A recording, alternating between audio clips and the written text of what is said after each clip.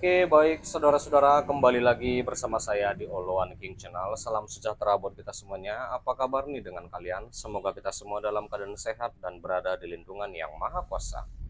Di video kali ini, saudara-saudara, di sini kita dapat kembali menyaksikan pernyataan terbaru dari Bu Widya. Seperti biasa, sentilan dan kritikan keras yang dapat kita saksikan seperti video berikut ini. Hai, ada orang panas dengan sindiran-sindiran konten-konten mantan presenter ini ya. Cara menongolkan PKI gampang bro, cukup dengan orang ini aja. Terus ada lagi bapak-bapak rajin amat, dia pagi sore siang malam itu ya nonstop itu all in ya di media sosial nongkrongin ya semua konten-konten orang ini ya. Terus mengatasnamakan pemuda Pancasila tapi mengataskan nama ormas ya pemuda Pancasila tapi mau nangkap ini yang Pancasilanya apanya, nggak boleh gitu rakyat kritik ya kan dengan sindiran-sindiran. Meledak banget kayaknya dengan orang satu ini. Lanjut dong bang, lanjut ya, lanjut. Orang peduli lah orang itu, disomasi pula orang peduli ya. Kalau nggak mau dikritik, nggak mau disindir, jangan jadi pemimpin ya. Itu kata Fadlizon. Ingat, yang ngajarin kita itu Fadlizon awalnya ya. Kalau nggak mau dikritik tuh jangan jadi presiden. Kalau nggak mau dikritik jangan jadi menteri. Itu kata dia. Kenapa lo semua takut sama orang ini, sindiran-sindiran orang ini? Orang ini ngelawak, lalu lebih lawak lagi mengatasnamakan yang namanya organisasi pemuda Pancasila pula. Halah pret, pemuda Pancasila, lu masih ingat itu yang korupsi? Ya, ketua rumah Pancasila itu yang gondrong itu dulu. Ya. Ante-ante asing, ante-ante korupsi semua akhirnya kan. Ya kan? Kenapa? Ada yang nggak enak banget, ada gering gitu. Dengar sindiran-sindiran leluconnya dia. Idih, rajin amat Pak. Makanya ya Pak, ya Al-In ya. Al-In Bapak-bapak 58 ya. Kalau ngerasa sosok organisasi, sosok apa itu pembela dia nggak usah bawa-bawa Pancasila lah. Ya. Kalau orang-orang itu nggak boleh kritik, terus lu mau apa gitu? Dikit-dikit somasi, terus bilang lagi ini bayaran, ya kan? Terus kalau demo-demo itu apakah murni itu demo atau bayaran? Hei, orang asing lupa kalau EKN itu digenggam orang asing, lupa kalau di Nantara itu dikuasai orang asing, mantan narapidana. Lupa dengan ante-ante asing itu. Hei, ya, lupa kalian. Cobalah buka telinga, buka mata. Di Nantara itu orang-orang asing. Bayaran mana bayaran? Dikit-dikit teriak bayaran. Rakyat yang kritik tentang kebijakan-kebijakan kalian itu, yang membesarkan perut-perut para koruptor itu, ya yang seharusnya kalian dukung, ya. Lo berarti kalau kepanasan mau somasi sama ini nih, disindir-sindir orang, berarti Anda itu ante-ante koruptor yang membengkakkan perut-perut kalian semua. Kita sudah mendengarkannya. Bagaimana nih menurut tanggapan kalian? Silahkan tinggalkan di kolom komentar ya. Sebentar, jangan di skip dulu. Di sini kita kembali membahas hal yang sangat penting juga, dimana itu tentang kronologi penyitaan motor milik Ridwan Kamil oleh KPK terkait kasus korupsi Bank BJB.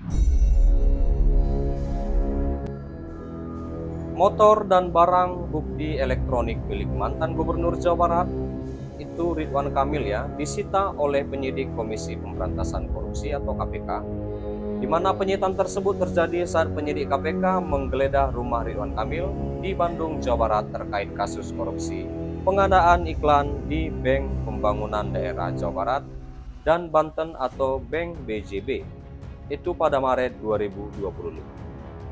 Untuk apa yang disita? Ada barang bukti elektronik, kemudian juga barang bukti yang lainnya, ada kendaraan dan yang lainnya, kata Direktur Penyidikan KPK Asep Guntur Rahayu dalam konferensi pers itu di Gedung Merah Putih Jakarta Jumat 11 April 2025. Pokoknya motor lah, saya nggak hafal merek itu. Nah, lalu saudara-saudara, terkait pemeriksaan Ridwan Kamil, Asep mengatakan penyidik akan mendahulukan panggilan saksi-saksi lain untuk mendalami perkara tersebut. Ia mengatakan Ridwan Kamil akan dipanggil penyidik saat informasi yang dibutuhkan dari saksi lainnya tercukupi. Karena ini ada Ridwan Kamil, bukan perannya di depan. Sehingga kita perlu informasi yang banyak dulu dari para saksi. Setelah kita memperoleh informasi yang cukup, tentu kita akan melakukan pemanggilan kepada yang bersangkutan.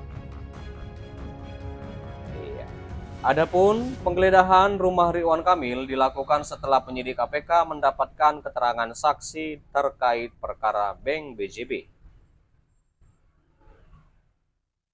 Didasari keterangan saksi, maka perlu geledah untuk memastikan ada tidaknya kaitan dengan perkara dan juga membuat terang perkara BJB, kata Ketua KPK Setio Budianto dalam keterangan Selasa 11 April 2025.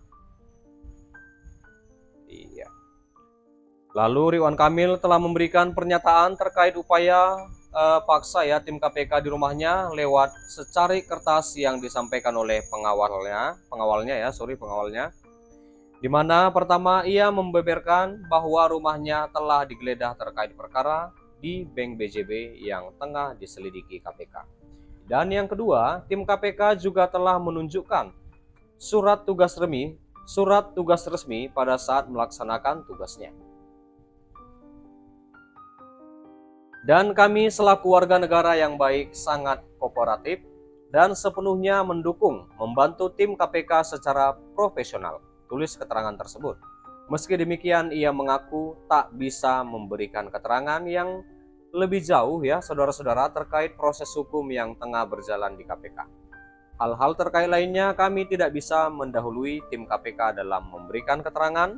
Silakan insan pers bertanya langsung kepada tim KPK, tutup Emil dalam surat tersebut. Berdasarkan laporan harta kekayaan penyelenggara negara LHKPN yang disampaikan pada 5 September 2023, Ridwan Kamil tercatat memiliki 5 unit motor dari berbagai merek. Pertama itu motor gede Moge dengan merek Royal Enfield Classic 500 Battle Green senilai 78 juta Lalu kedua motor Kawasaki W175 senilai 21.500. Ketiga motor Honda CBR senilai 21.500. Keempat, motor Vespa Matic senilai 41.700. Kelima, motor Honda Beat Matic senilai 8.200. Baik saudara-saudara, sampai di sini dulu pertemuan kita, pembahasan kita, di mana kita juga sudah mendengarkan pernyataan dari Bu Widya. Seperti apa tanggapan kalian? Silahkan tinggalkan di kolom komentar. Dan juga kita sudah membahas tentang di mana kronologi penyitaan motor milik Ridwan Kamil oleh KPK terkait kasus korupsi Bank BJB. Dan terima kasih juga pastinya buat saudara-saudara yang sudah menonton, yang sudah support aku. Terima kasih. Jangan lupa di like, berikan komentar kalian di bawah, dan please share video ini dan subscribe dan nyalakan loncengnya. Terima kasih.